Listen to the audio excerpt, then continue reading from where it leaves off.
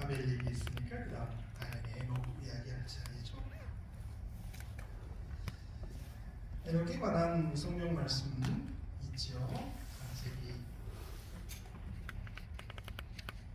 5장에 있는데요. 이제 에녹의 이야기는 아담의 의인의 계복, 즉 셋의 후보의 계복 가운데 있습니다.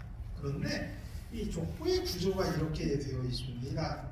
첫 아들이 출생할 당시에 아버지의 나이, 첫 아들의 이름, 아버지가 아들을 낳은 후 얼마를 더 살았는가, 다른 자녀를 낳은 것을 언급하고요. 아버지가 죽을 때의 나이, 이게 이제 족보의 기록 방법입니다. 그래서 이제 에녹에 대한 이야기는 이제 창세기 5장 21절에서 24절까지 나오는데요. 그 비교되는 부분만 보면 이렇습니다. 에녹은 65세에 무두셀라를 낳았고, 무두셀라를 낳은 후 300년을 하나님과 동행하여 자녀를 낳았으며 그는 365세를 살았더라. 똑같은 패턴이에요.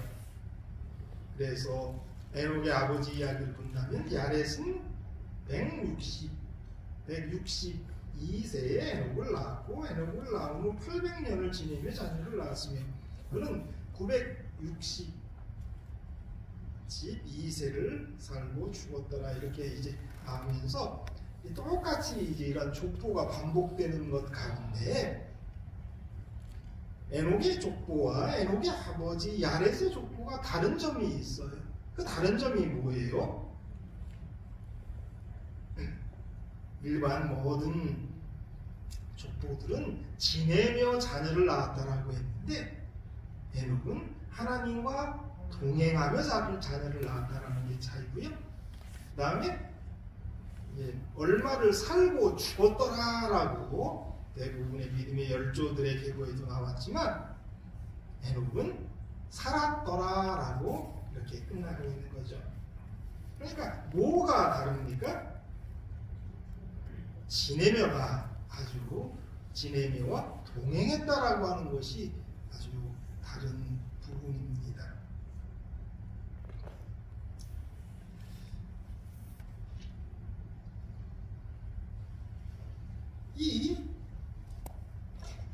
저와 여러분들이 어떻게 사는지, 어떻게 살아야 할지 이것이 우리에게 보여주고 있는 거예요. 다른 번역에는 지내며를 살았다라고도 번역을 많이 했습니다. 그러나 개정에는 지내며다라고 굳이 번역하면서 하나님과 동행했다라고 하는 거와 대비를 시키고 있는 거예요.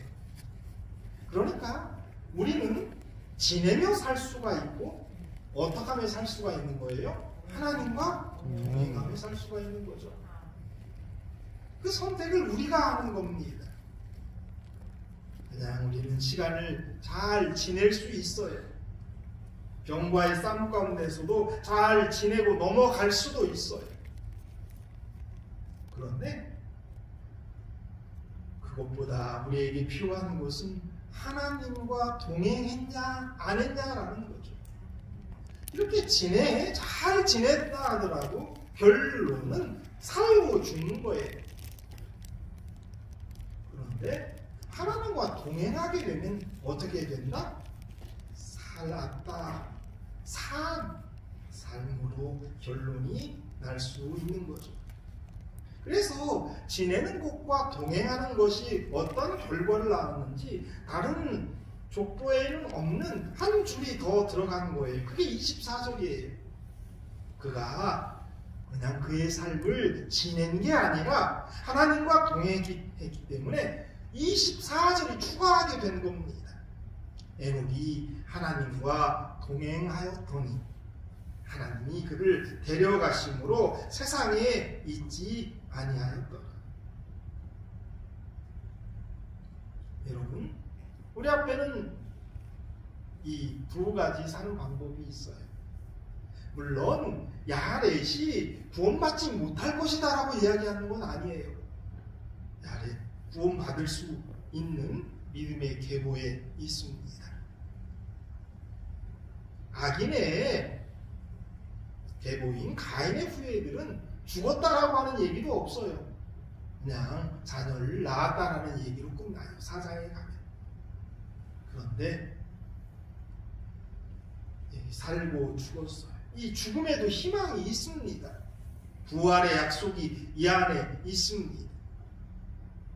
그런데 정말 하나님이 원하시는 삶, 저희가 살아야 하는 그런 삶은 지내는 삶이 아니라 하나님과 동행하는 삶이 되어야 함을 오늘 이 성경절들은 우리에게 보여주고 있는 것이지요.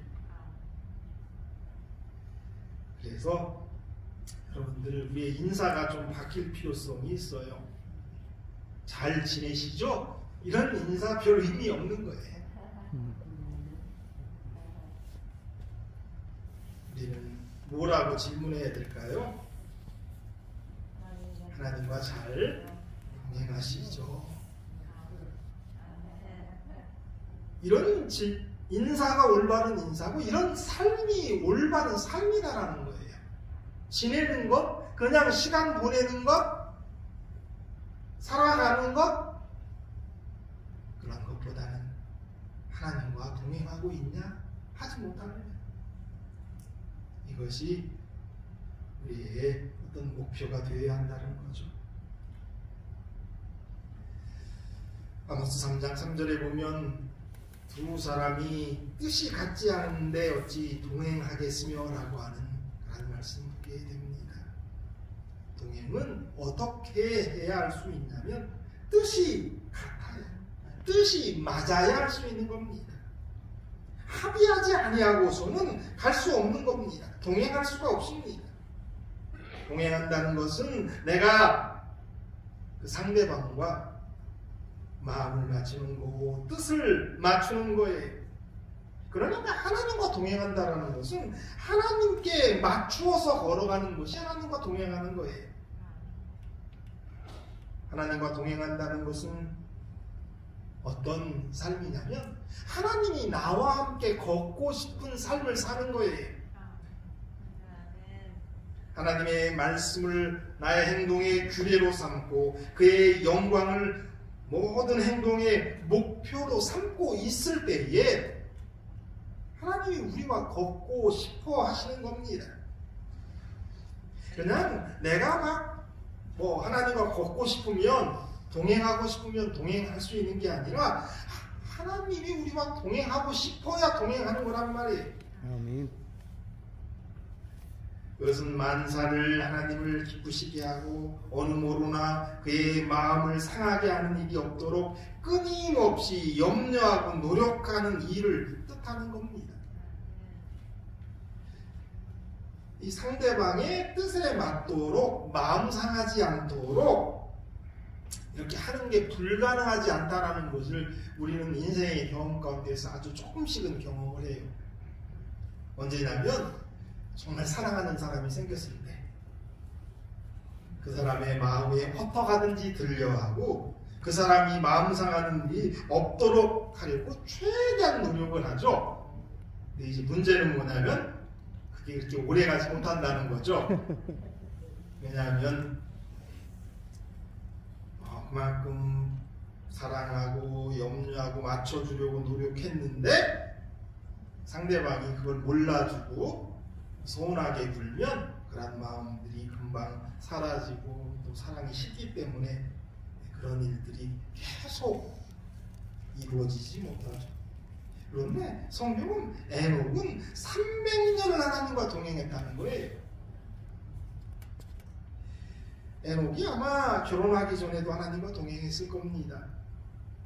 그런데 첫 아이 무두셀라를 가졌을 때에 하나님께서 그 아이가 죽을 때에 세상을 심판하시겠다라고 하는 말씀을 들었겠죠.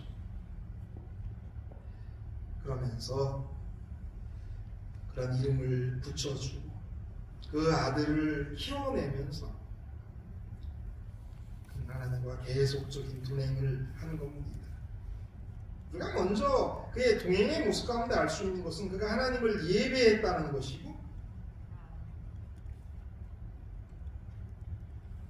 그는 그분의 뜻 안에서 계속 살아갔다라는 거죠.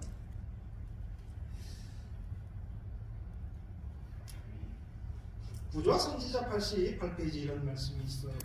그는 아담으로부터 타락의 어두운 이야기와 그 약속에 나타난 하나님의 은혜에 관한 위안을 주는 이야기를 배웠다. 그는 오실 구속주를 의지했다. 장남이 태어난 후 에녹은 더 높은 경험에 이르고 하나님과 더 친밀한 교제 가운데로 이끌려갔다. 그는 하나님의 자녀로서 자신의 의무와 책임을 보다 더 완전히 깨달았다.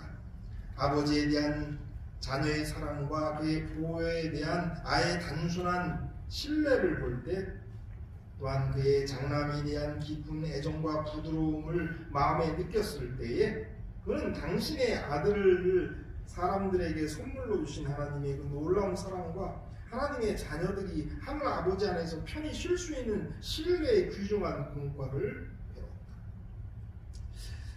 여기 에녹이 하나님과 동행했다. 그러니까 이제 오늘 말씀에서 본문에 보면 동행했다라고 하는 이야기가 두 번 나오는 거고요. 나았다라고 하는 얘기가 3개 나와요. 그런데 특별히 그는 그 첫 아들을 무두셀라를 낳으면서 하나님과 더 깊은 동행을 하게 됐다라는 거예요. 왜냐하면 그 아이가 자기를 온전히 신뢰하는 것, 그걸 통해서 자기가 하나님을 어떻게 신뢰하는지를 배웠고, 또 자기가 그 아들을 어떻게 사랑하는 것을, 얼마나 아끼는 것에 대한 그러한 것들을 보면서 하나님이 자기를 얼마나 사랑하고 아끼는지에 대한 공부를 배운 거예요. 그래서 그 자식을 낳으면서 무두셀라를 낳고 또 그 다음 자녀들을 낳으면서 그의 신앙은 더욱 깊어졌다는 거죠.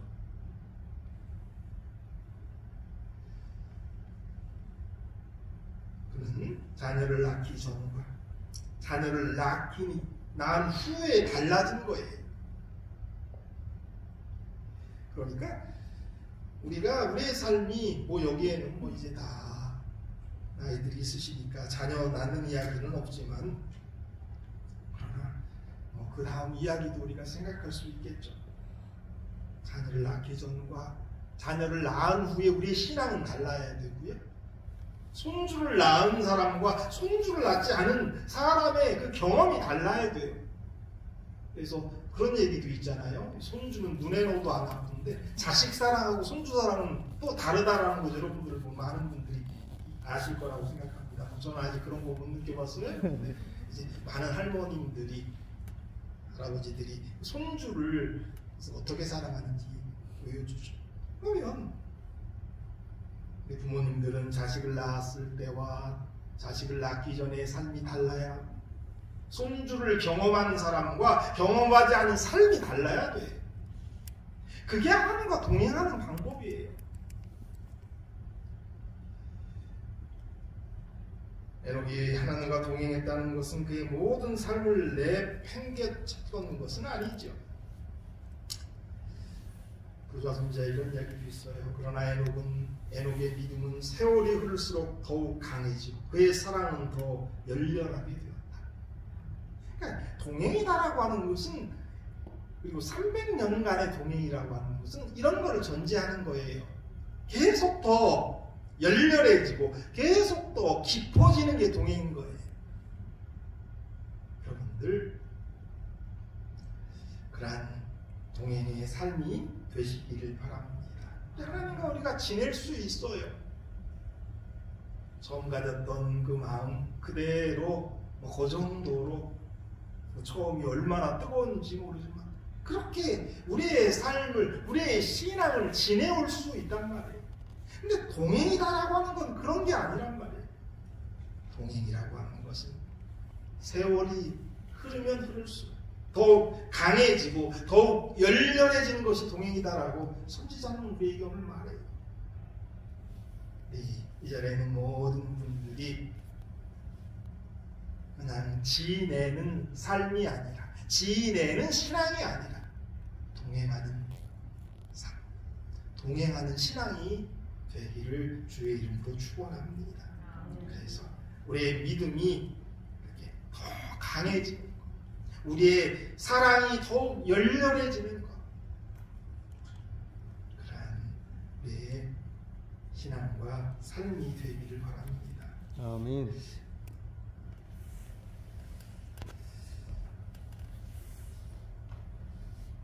그래서 딴 성경권은 이렇게 얘기했어요. 에녹은 하나님과 함께 살다가 사라졌다.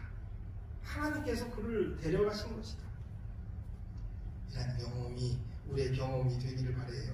한 부분만 증언 보고 마치죠.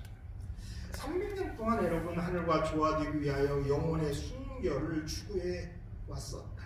그는 3세기 동안 하나님과 동행하였다. 날마다 그는 더 밀접한 연합을 바랐었다.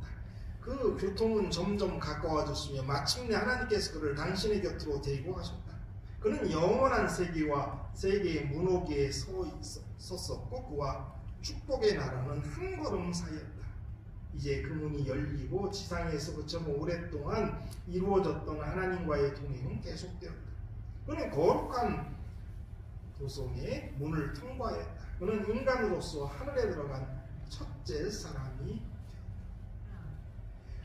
300년 동안 에녹은 하늘과 조화되기 위하여 영혼의 순결을 추구해야 한다. 그는 하나님과 날마다 더 밀접한 연합을 바란다. 점점 더 가까워졌습니다. 마침내 하나님께서 그를 당신의 곁으로 데려가셨다. 한 뼘까지 이렇게 갔다라는 거죠. 이런 이야기들을 설교자들이 얘기하죠. 이렇게 하루는 하나님과 이렇게 동행을 하다가 이제 하나님이 하늘에 들어가셔야 되니까 이렇게 같이 거기까지 딱 갔어요. 동행하다 보니까 하나님 따라가다 보니까 하나님과 하늘 그 문턱 앞에까지 갔단 말이에요. 그래서 하나님이 너 들어갈래? 나랑 같이? 계속 이야기하고 싶으니까, 계속 동행하고 싶으니까, 거기서 헤어질 수가 없었으니까. 그래서 에녹이 얘하고 같이 들어갔다라고 이렇게 이야기하잖아요. 이런 것이 동행이에요. 믿음이 자라고 열렬해지고 강해지고 온전한 연합. 그래서 정말 하나님이 헤어지기 싫은 사람이 되는 거. 그게 동행이고, 그렇게 동행할 때에 그가 하늘에 들어갔다라고 말합니다. 사랑하는 여러분, 우리가 이 세상에서 잘 지낼 수 있습니다. 그러나 그 잘 지내는 것 무탈하게 잘 지낼 수도 있겠죠. 무탈하게 나름대로 신앙생활할 수도 있겠죠. 그런데 그것이 하나님의 뜻이 아니라 오늘 우리에게 주시는 말씀, 지내는 게 아니라 동행하라고 말씀하세요. 아멘. 그런 저와 여러분이 되기를 간절히 바랍니다. 기도하겠습니다. 하늘에 계신 아버지, 저희들 여지껏 신앙생활 잘 해왔는지 모릅니다. 우리의 삶을 잘 지내왔는지 모릅니다. 그러나 오늘 그것이 우리의 목표가 아니라 우리 하나님과 동행하는 것, 그것이 목표임을 배웠사오니 저희로 동행하게 도와주시옵소서. 우리의 신앙이 더 뜨거워지고 더 열렬해지고 우리의 믿음이 더 확고해지게 도와주시옵소서. 결국 우리 하나님과 영원히 사는 저희들 되게 하여 주시옵소서. 아멘. 예수님의 이름으로 기도드립니다. 아멘.